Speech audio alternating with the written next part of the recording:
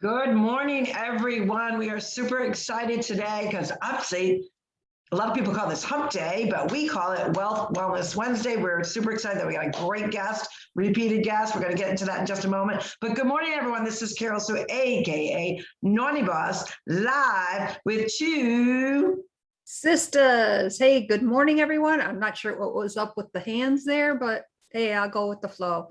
My name is Janice, aka Wellness Diva 5.0, Organization Diva, Digital Diva, yada, yada, yada. Today, we have an amazing guest, and she has been on before. And sometimes when we do an introduction, I don't feel that I can give the introduction that much oomph because there's just so much to say about this amazing young woman.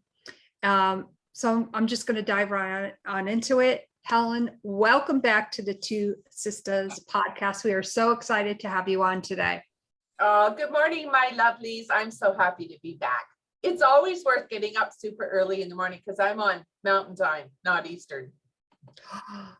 That's right. I forgot about that. Yeah, but I'm happy to do it because I love you guys. It's so nice to see both of you.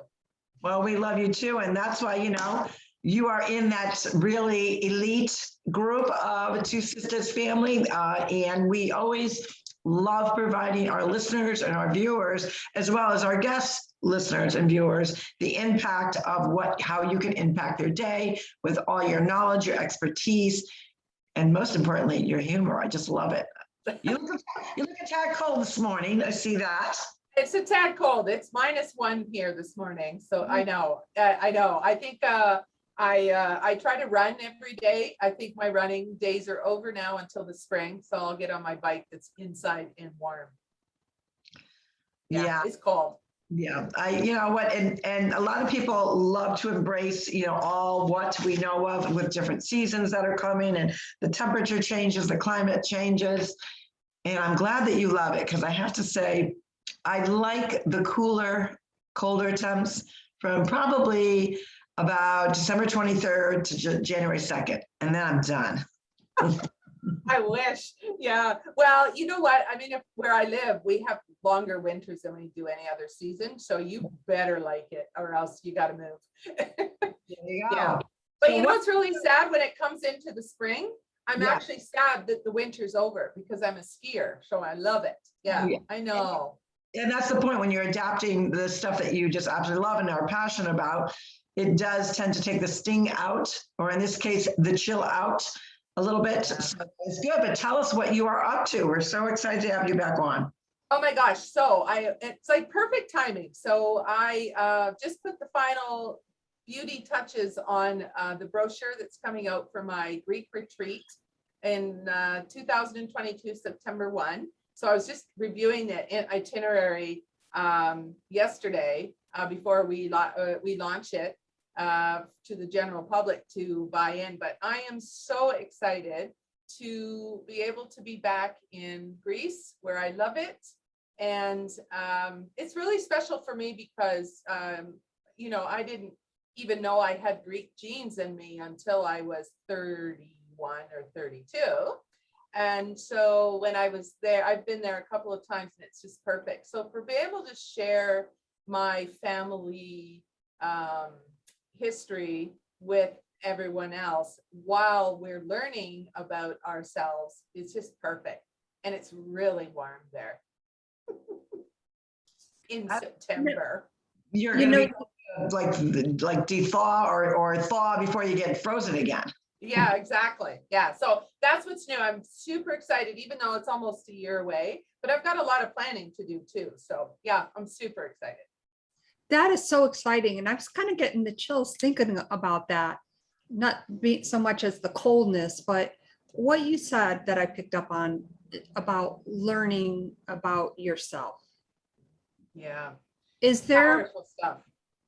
It is, and it really can be very in-depth, or it can be something that maybe you want to achieve, whatever that may be for you. So my question, which just popped into my head, is what is one thing, obviously you're doing this retreat, but what is this one thing about this retreat that you want for yourself?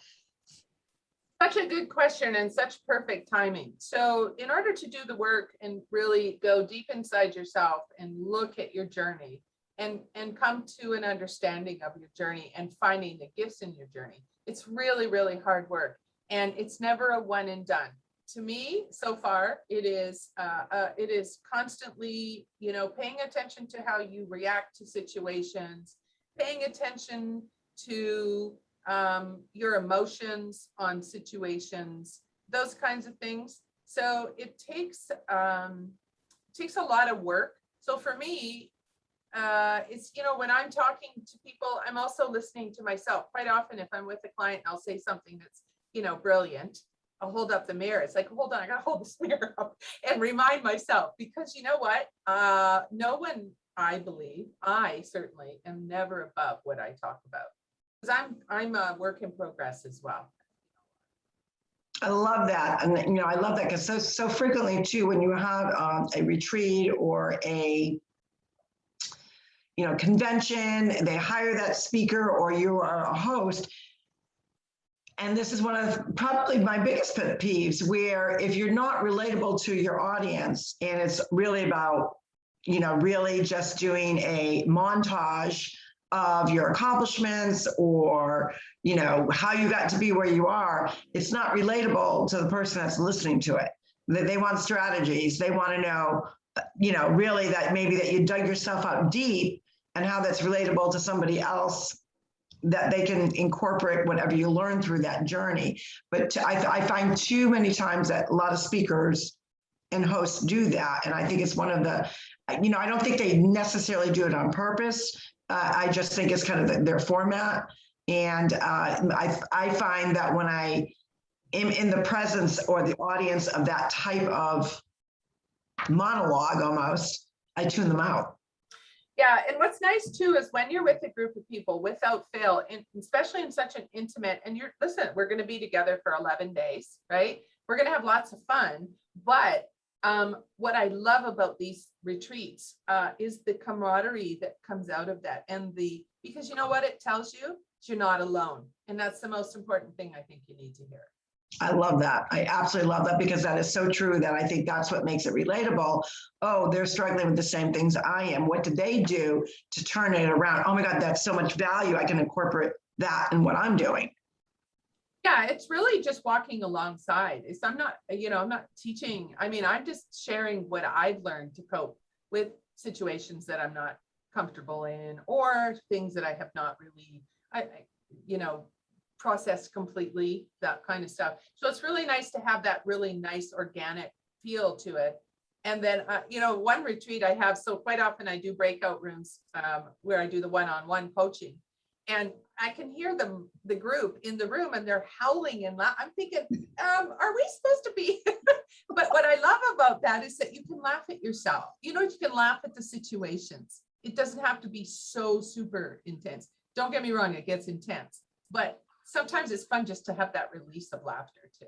It sure is. And we actually, Jan and I just chatted about that we're learning TikTok. And you cannot help but laugh at yourself. And if you're not laughing at yourself, which is to me is like one of the best medicines to kind of get you out of that funk, get that mindset going. And of course, Jana's wearing her, I wear my sunglasses at night for those that cannot see, our listeners and our viewers. Janice is wearing these meme type glasses that are over her face right now. So I think she's like preparing for Halloween, I think. But anywho, what I love about that is that the laughter and laughing at yourself really conquers all, because it really shows your vulnerability. It shows that you're kind of willing to take that leap in yourself of doing something, maybe taking you out of your comfort zone. And then especially when you go to the playback, you're hysterically laughing like, oh yeah, what was I doing? But it's funny. It's also part of the learning process and understanding that it's okay to make fun of yourself. Yeah, and it's also a very healthy way to release whatever you're holding in here too. Yes. I mean, instead of does that. It really does, and it kind of lightens the moment. But you know what I notice is a lot of people are when that happens, and you're just like that gut howling laughter. It almost, you stop and think, oh my gosh, should I be this happy when I'm talking about, whatever, one of the worst experiences? Yes, you should be, because that is exactly what you said. It just steps you out of the moment.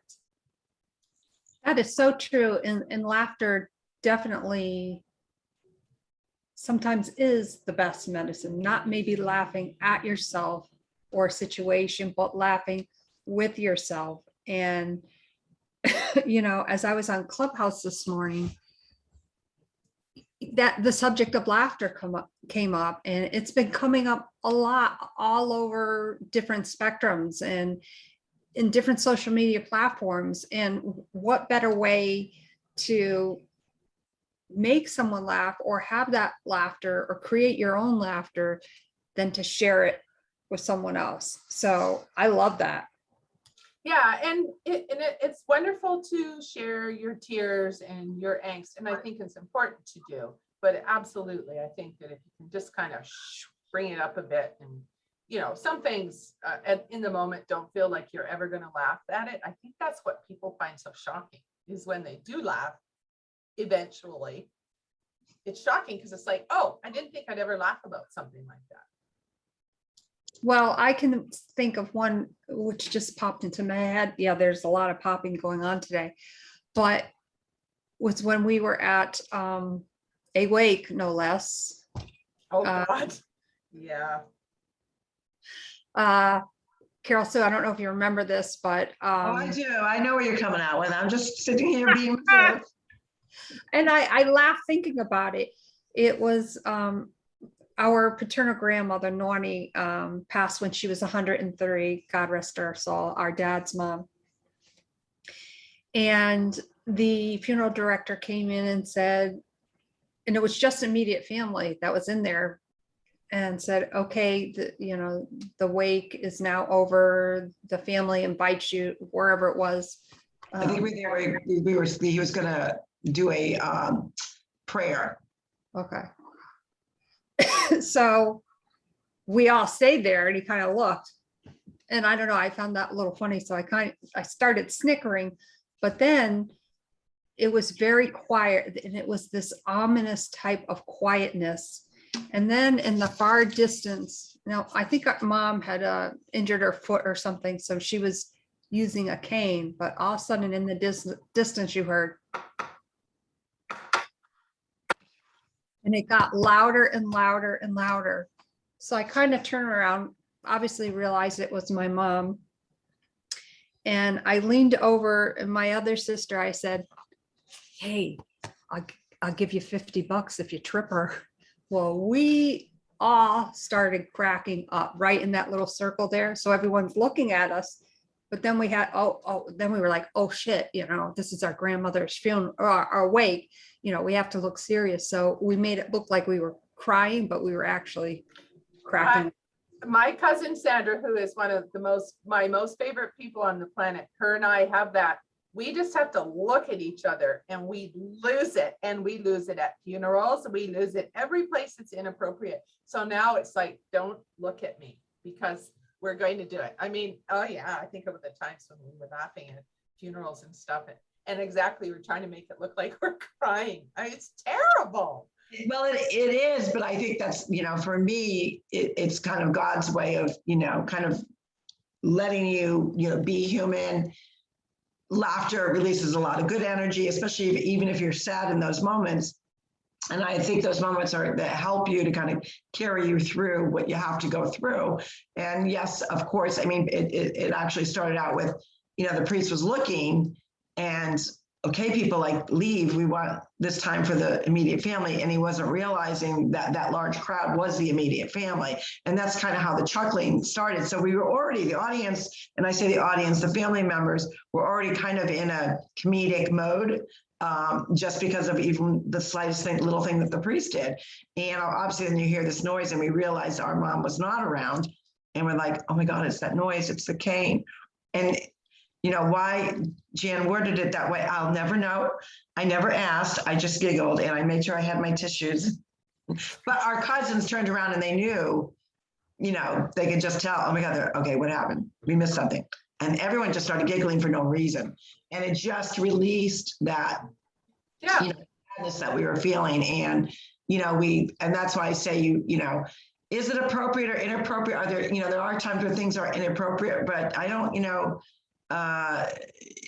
sometimes it just is way, it's God's intervention, I believe. Yeah, there's far more inappropriate things than that, I think. So. Exactly. Right. And, I can't tell you why I did that. The opportunity just presented itself. I'm just being me. I had to kind of go with it. So leave it to the quiet ones, right? I was gonna say, she's the quiet one, okay? I laugh. My two granddaughters, they're 3 and 1. The 3-year-olds like me, very boisterous, outspoken, headstrong. The little one, she's very quiet. She just sits and observes. And they're like, my son and his wife are like, well, we really feel like we're only raising one child because Ellie is just so easy. And I'm like, yeah, that's probably the one you're going to have to watch out for. We'll find out. No doubt. Number 5 out of 6. And for some reason, I don't know, I think I was, even after number 6 arrived, I think I was always treated as the baby for some reason. So maybe it was just the funniness of my nature finally coming out. I don't know how to explain that. But you know what? Sometimes it feels good to be a rebel. Tell me. Indeed. So obviously we know that you are an author, you are a speaker. Are you working on, excuse me, any new books in the works for you? Yeah, so my first book I wanted to do, my first book, 53 Grove Road, I wanted to do a rewrite because there's some pieces in there that, like all of a sudden my brother shows up at my father's funeral and I've never made mention of him previously. My best friend shows up when I'm delivering my son, and she wasn't really talked about much in it. So I want to make it a little more, just a little more detail. So I'm working on that. And I'll tell you, it's really hard because I still have to go back to those childhood experiences, which were not fun, very little laughter going on there. And so I have to be careful when I'm doing it because it can throw me into a funk. And so again, that continual working on stuff, right? Then the second book is a follow-up to 53 Grove Road, sort of where I kind of left 53 Grove Road off that I had met my husband then. So the second book is really where I had to start doing the work. I thought I'd done the work by writing a book and, been in therapy and stuff. It's like got a little bit arrogant about, oh, I've done my stuff. And don't think so. Don't never say that because the universe is going to turn you in a direction because you haven't learned everything, especially when I was only 40.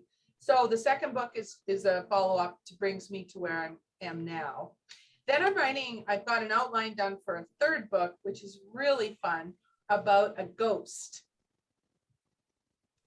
That's all I'm going to say about that one, but I can tell you it's so much fun to write it because you get to make up characters based on little people you've met along the way, little influences that have come into your life. So yeah, I'd love to tell you that I'm fast and furiously working on it right now, but I'm having a bit of a time getting started with it. So once November hits, I'm going to really start to dig deep, and because it's really crappy weather, you can't really do anything anyway. So I need to get that done. So yeah, that's what I'm working on. Very excited. Wow. Yeah. And November, obviously we know, is National Novel Writing Month. So. Oh, perfect. Yeah. So I did not know that. Yes. Yeah. So Yeah. that's exciting. And Carol, so I think you can attest to this too.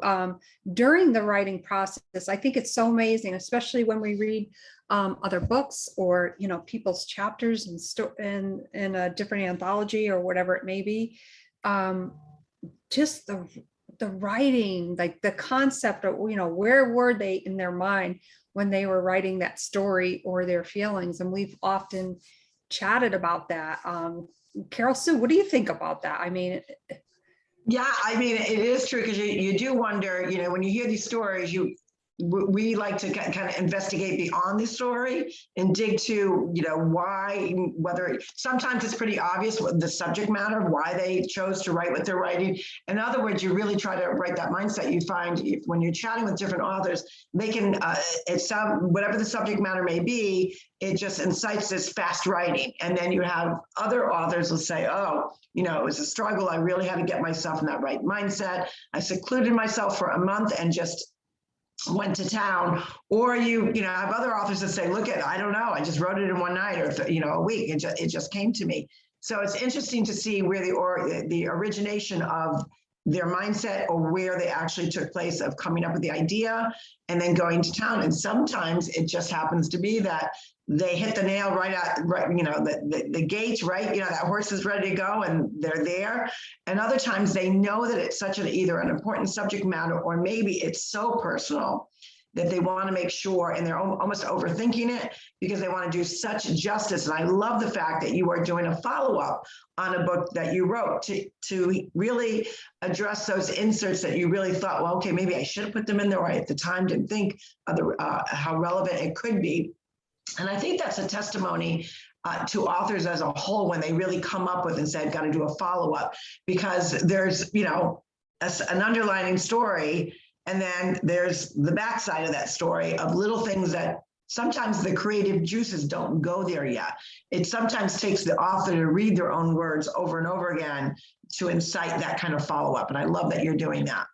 Yeah, and I never wanted to wrap 53 Grove Road up in a little bow, in a box with a bow on it, because that's not how life works. And again, goes back to what I was saying earlier about when people are healing, it's not a one and done. There's still lots of times when I'm still struggling with my child. In fact, I had someone tell me a couple weeks ago, and it never even occurred to me, but when I was telling her my story, she said, I don't know if you realize that you're actually a miracle that you survived that childhood. And it never occurred to me. And yeah, you know what I mean? Yeah, absolutely. That's probably one of the most important value subject pieces that we really incorporate into our podcast is that, we did this all through the pandemic, that going through these hardships, whether it be, with you personally, your own personal family, your local community, your state community, or the bigger picture, the local, big time government, whatever it may be, and all the assertions that come with that, and what we've all experienced really almost 2 years now, is that if you're open to it, there are blessings within that devastation. There is blessings within that awful experience or tragedy or abuse or whatever. And it's almost like, okay, how can you say that there's a blessing with abuse? How can you say there's a blessing with, what we've gone through, where so many impacted people lost their lives. Sometimes it's not easy, but you do have to allow yourself that time to reflect. And I think when you reflect, sometimes the blessing's right there and it's undeniable. But other times they're just little blessings that are all the stepping stones that got you out of that kind of dark place. And those stepping stones are really blessings in disguise. So the whole point, blessings, look at that quote, blessings in disguise. They're a disguise for a reason, because maybe at that time you weren't ready to be open-hearted and open-minded to say. Oh my gosh. Yeah, you are so absolutely bang on right. And that is the thing, is when you're going through those moments, you don't see the blessing. You can't, because you're trying to process it. And it does feel weird. It does feel weird, but it's when people are like, oh, it's like, how can you be so positive after everything? And it's like, I choose to be. That's a big part of it too, is I choose to be. But I will tell my clients that when you're broken, think of yourself as a seed that has fallen to the ground. And those tears that I know it sounds maybe a little bit hokey for some people, but those tears that you cry are toxic tears. You're getting rid of it. And if they fall onto that seed and your brokenness, that's where the growth becomes real, because now you've allowed yourself to be vulnerable. Right. I love that analogy with the seed, because with the seed, we're constantly going through the seeds of changes, the seasons of change. And that does really require the seed to kind of be uprooted and replanted. And when you replant it, you've got to nourish it back to getting to the rebirth of it all, going back to the basics of the seed. And in that, you regrow, you grow into something even more beautiful and or different that, guess what, may lead you to plant another seed. Well, can I share a story with you? There's a plant, it's called the Rose of Jericho. And Yeah. it is a desert plant, and it can live for years and years, decades, and just kind of be, out there floating around like most of us are until it is watered and then it blossoms. Yeah. I love this analogy because I think a lot of people, a lot of us, I know I certainly did, just kind of floated through life for a long time, not really understanding why I felt the way I did, or why I was struggling with what I was struggling with. And then the minute I stopped and I love that word, nourish, when I was almost forced to look at what had gone on, that's when the growth really began. It's it doesn't feel great when you're doing it, but boy, once you've walked through it and you look back, you're so proud of yourself. I love this. Yeah, and I'm going to ask Jan, because we've often talked to this, get her perspective, but we do chat about this is, when we talk about, the different generations, your 20s going into your 30s, obviously you don't think the same way, 30s going into 40s and so on and so on. And I think you get to that point, that certain age, and that age is different for everyone, where you start doing a little bit more reflection and really where you understand the quotes of, that's somebody, that's in a different age bracket has a different perspective because they have the experiences that they've already lived through, that they can now kind of like, okay, well, I would have done this differently, or that as hard as it was, brought me where I am today. So never to define ourselves in such a way that even if we think we have all these dreams, these goals, these visions of what we want to be or leave for our legacy, that you don't leave it to the boneyard. What do you think, Jan? Well, that is so true. I mean, think of these past, 2 years, for instance. To be where I am today, I couldn't just get here. There are certain things that I had to go through personally, professionally, whatever that may be. And that really formed and defined what I want to be, and in anybody's life, in my personal life or my professional life. And, just within 2 years, it started with Daddy. As sad as it was when we lost our dad, we witnessed a miracle. We literally witnessed our dad being accepted in the Lord's arm. There's no doubt in my mind. It was that profound. And as sad as it was, as sad as it was to lose him, we knew he was in the Lord's arms. It was sad for us, of course. And then, of course, my son suffered a life-threatening injury where he was in ICU for a few weeks. But again, I go back to those first 2 to 3 weeks when everything was doom and gloom, and what they were saying that my son was not going to be able to do. His progress, miraculous. So I think when we're in the muck of what we never expected, because we know life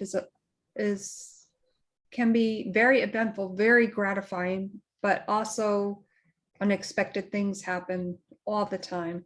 But to see the blessings in that, my dad, my son's progress, miraculous.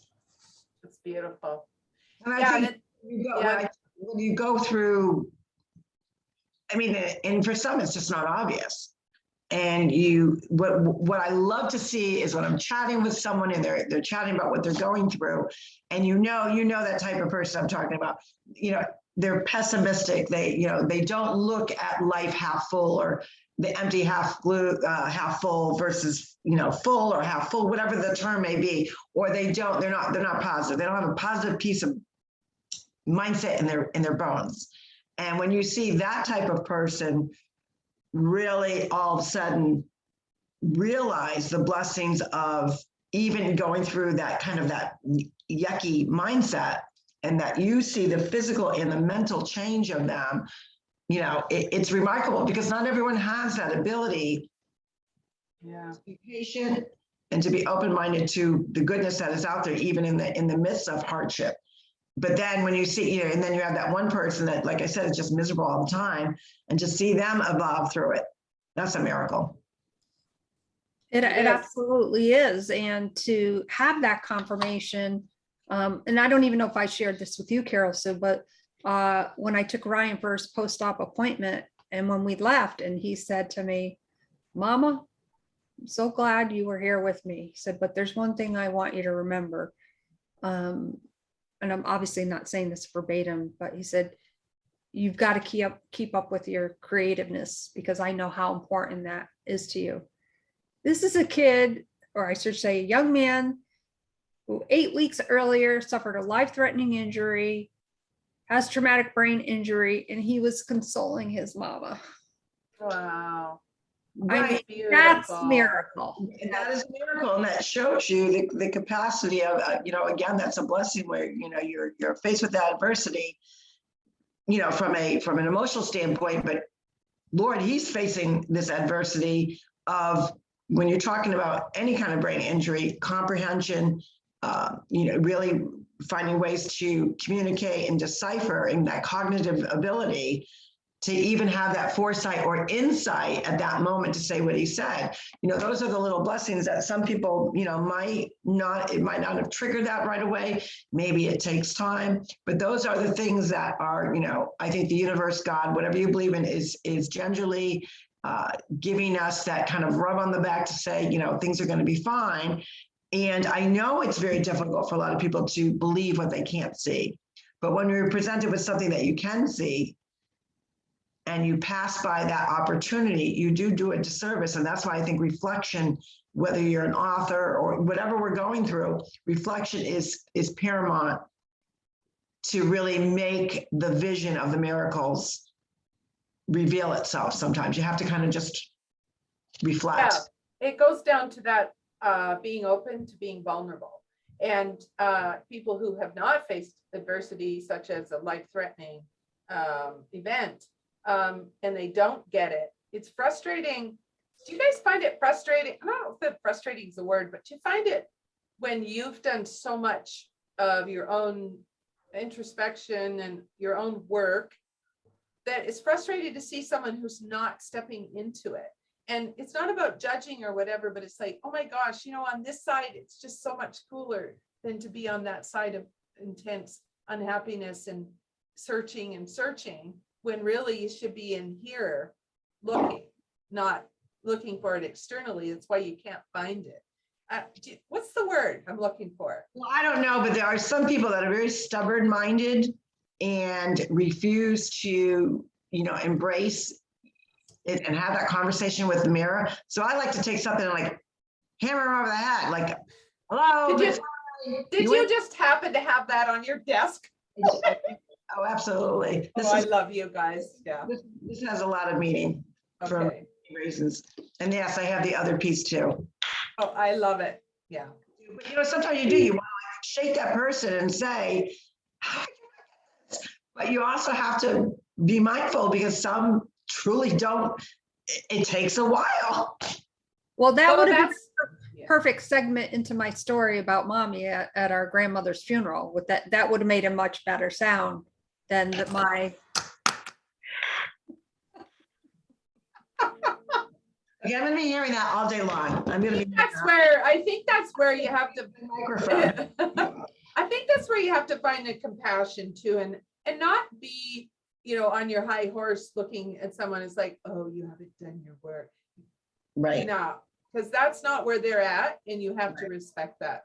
I guess that brings it down to, what do you do with that? Do you turn around and walk away? Do you, I think, you make it known that you're there? Like when you're not aware, you're not aware. There's a great quote of a book I quite often talk about, Broken Open by Elizabeth Lesser.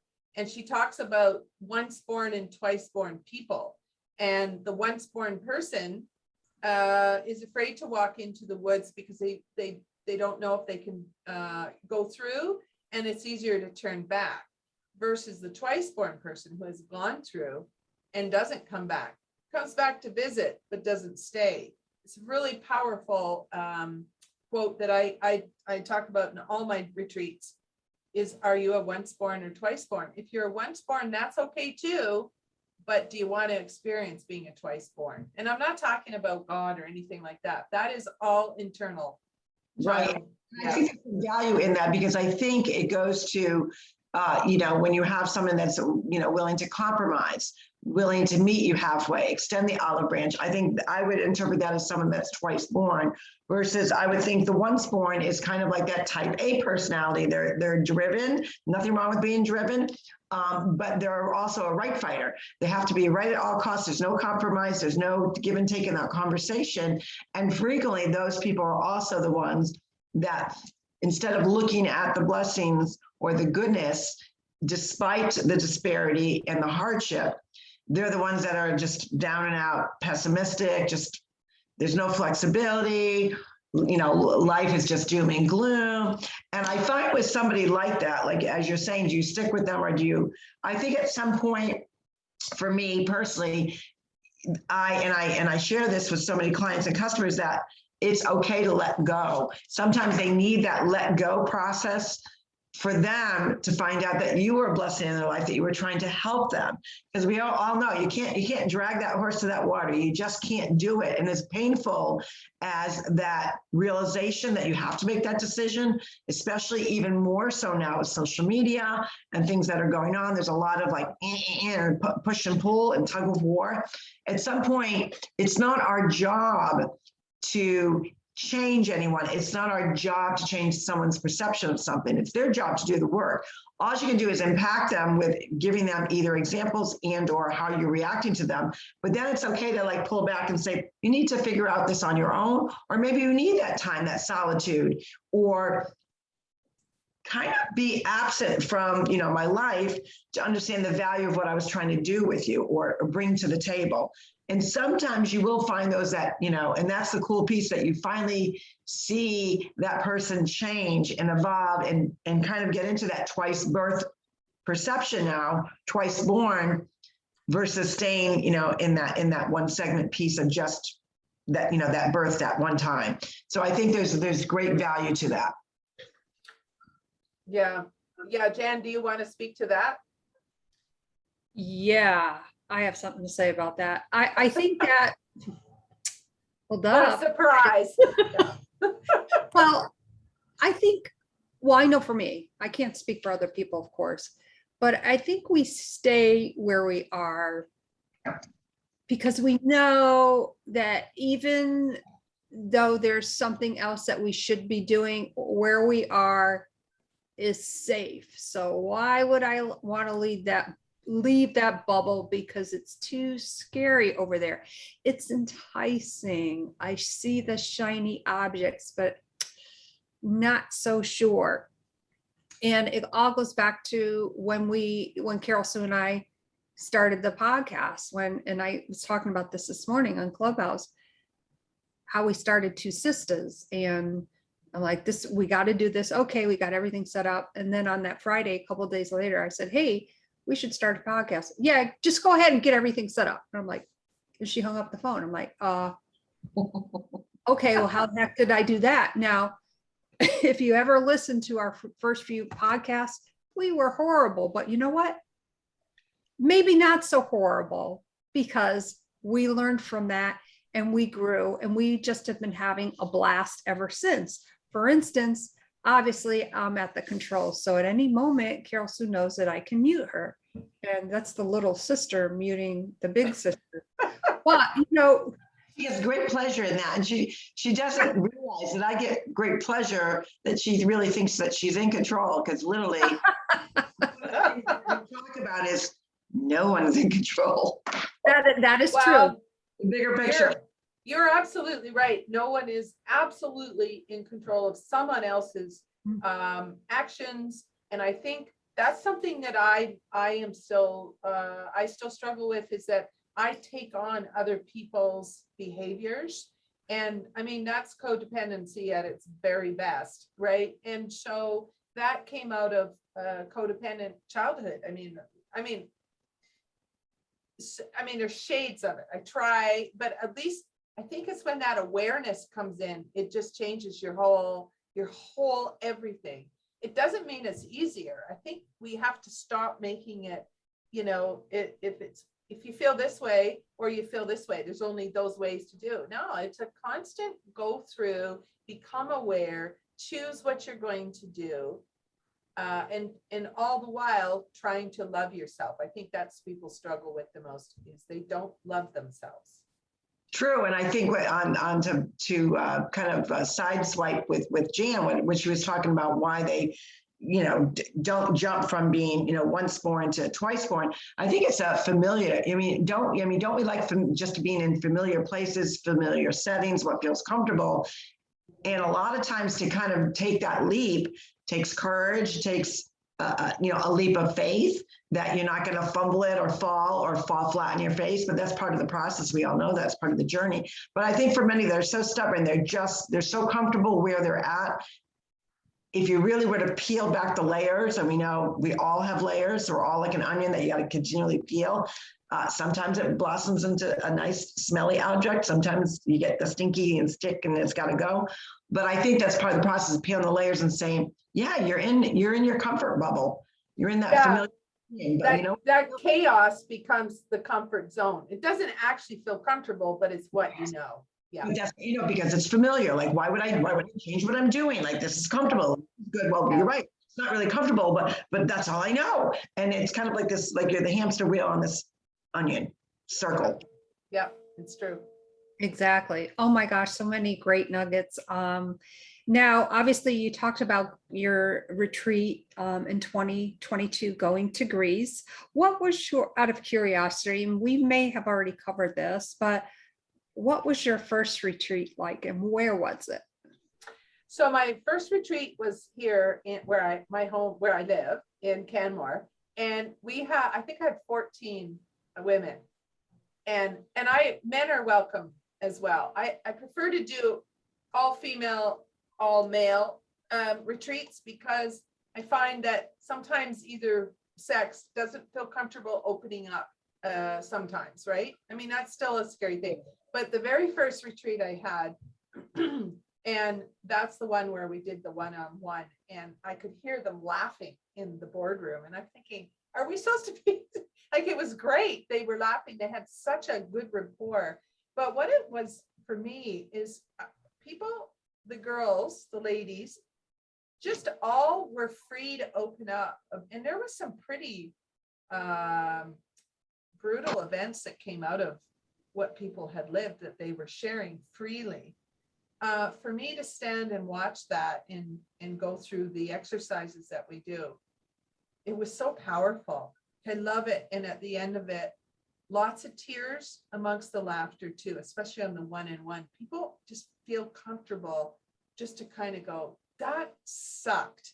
That's the seed moment when it's like, that did not feel good. I'm hurt, I'm angry, I'm all these things. And so through the work that we do in the workshop, all of a sudden that's where that growth comes in. It's like, it's okay to say it really sucked and it really hurt.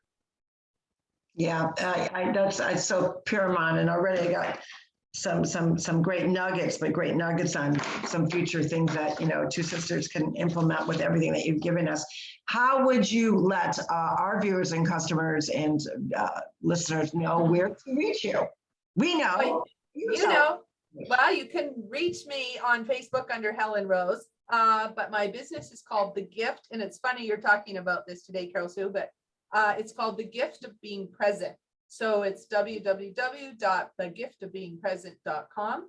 And when you go on, you can sign up for my newsletter. I'm always open to receiving emails from you. If you're struggling, just reach out. If you want to talk about my retreats or just have a chat, just reach out to me. I love it. That's why I do what I do. I love that. Thank you for sharing that, and we will make sure that your information does get posted below the live of this video on our Facebook page and in the show notes.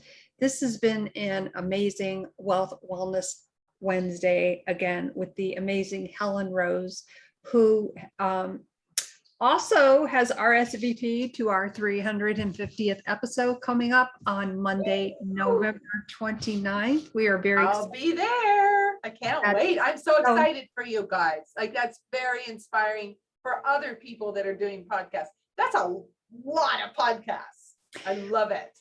Thank you. I mean, we've had a lot to chit chat about. We've laughed, we've cried, we've shared some personal things. We've shared our raw and authentic selves. Carol Sue, you take it away because you do I think you do the wealth wellness justice better than I could probably explain it. And we always love sharing that.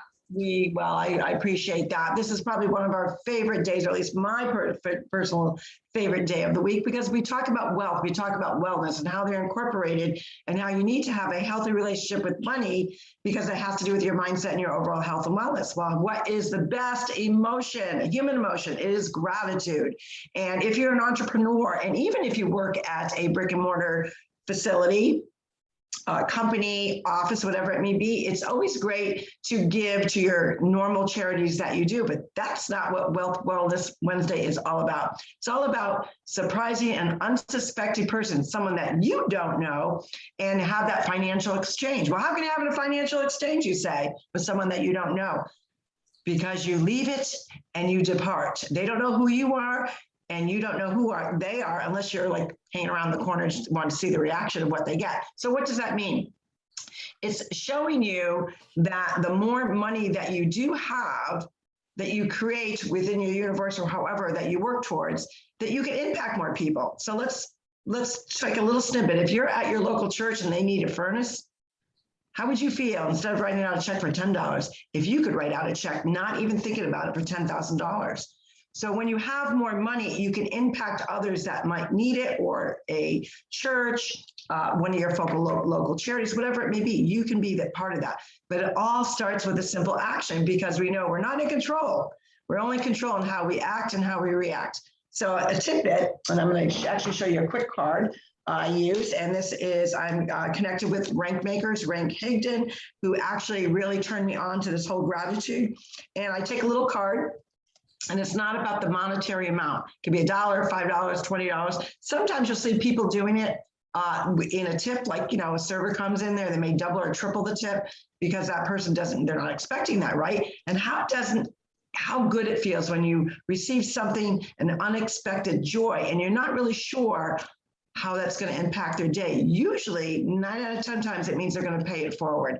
So I like to leave a little card with something in it, maybe a little note. You might find this in a gas station where you're going to put your credit card in to pump up for gas. Maybe you realize, oh my God, they're not taking a credit card. They're only taking cash, and I only got $9, but I need $12 of gas. And Lord and behold, there's a $5 bill in there, or a $10 bill in there. I can get the gas, and I can run in and get a cup of coffee. But you know how I feel about coffee, all the subject. But the point being is really to come up with creative ways. And the last one I shared was last week or 2 weeks ago, which is one of my favorite. How many times are you cleaning out that closet? Got to get rid of those clothes, right? So I had 4 bags of clothes. Some of them sadly had tags on them that I chose not to wear, or had them so long, I thought, yeah, not my style anymore.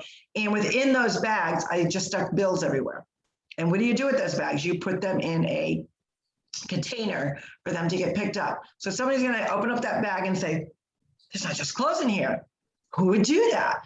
And I impacted somebody in such a way that is going to brighten their day. They're going to feel that gratitude. And guess what? They're going to pay it forward. 9 out of 10 times they do.